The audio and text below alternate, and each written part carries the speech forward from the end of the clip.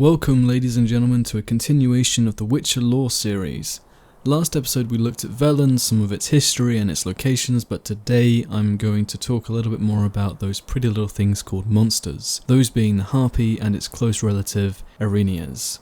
I've grouped these two together as they share similarities in look and both act very alike, and both share the same class name of a hybrid, meaning they resemble two things, in this case a human and a bird.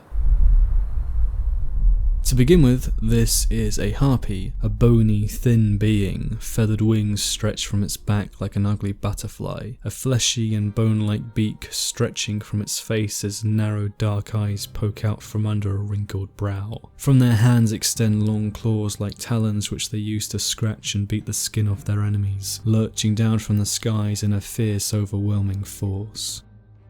These smelly and ugly monsters make their homes high in the rocks within the facades of cliffs and ravines, surrounding their territory with the rotting corpses of animals and humans, those who were either carried away or the unfortunate few who simply ventured too close.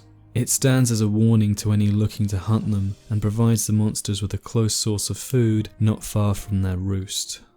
Their nests and the ground around them is scattered in their own feces, littered with shedding feathers, and is rumoured to being a place where not even the rats and roaches will crawl. It is also believed that many harpies, like a magpie, will carry shiny goods back to their roost. Swords, chalices, jewellery, anything that looks of value will be tucked away beneath the branches of their nest. As to why they do it, it's simply because they like shiny things, attracted to the glow of silver and gold. Many say the worst thing about these creatures is the stench of rotting flesh and the fact they are covered in their own shit, but the sound that rises from their saggy, wrinkled throat is enough to make you go mad, screeching and crying from the skies like rabid birds.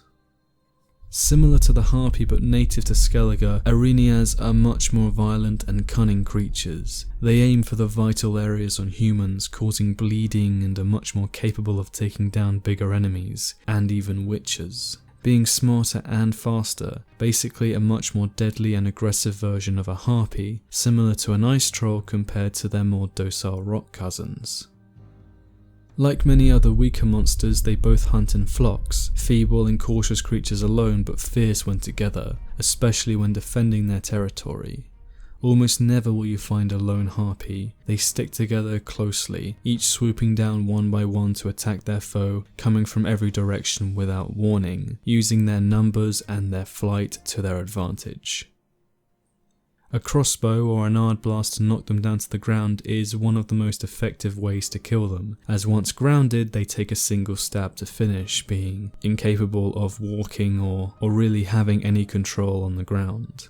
Being feathered monsters, they aren't a massive fan of fire either, and coating your sword in hybrid oils while having a few grape shot bombs on standby wouldn't hurt. Although be careful of the blast radius, as bombs aren't really the best thing to be throwing up into the air unless you know exactly what you're doing. All of this applies to both Harpies and Erynias, and it is very important to not be overwhelmed because that is their entire combat strategy. If you're looking for crafting materials, they drop harpy talons, harpy eggs, harpy feathers, arena eye, and a lesser blue mutagen.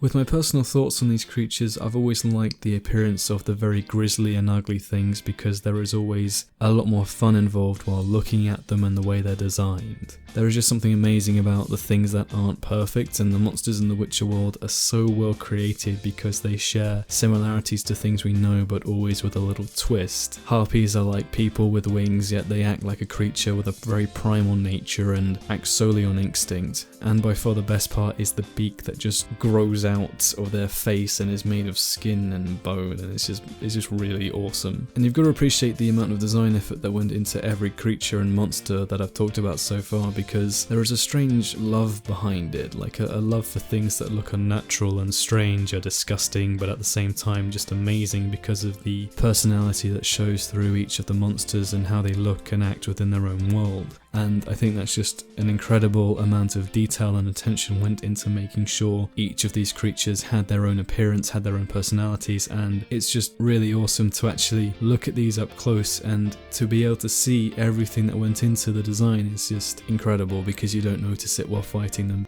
But that's about all for this video. Thank you very much for watching till the end. I will have more of this series coming out soon, hopefully quicker than this video, but unfortunately I've been trying to get the time to make it, and thankfully now I've got it done. But until the next one, guys, this has been OK Gov. You go and have a very good day, and I'll see you in the next video.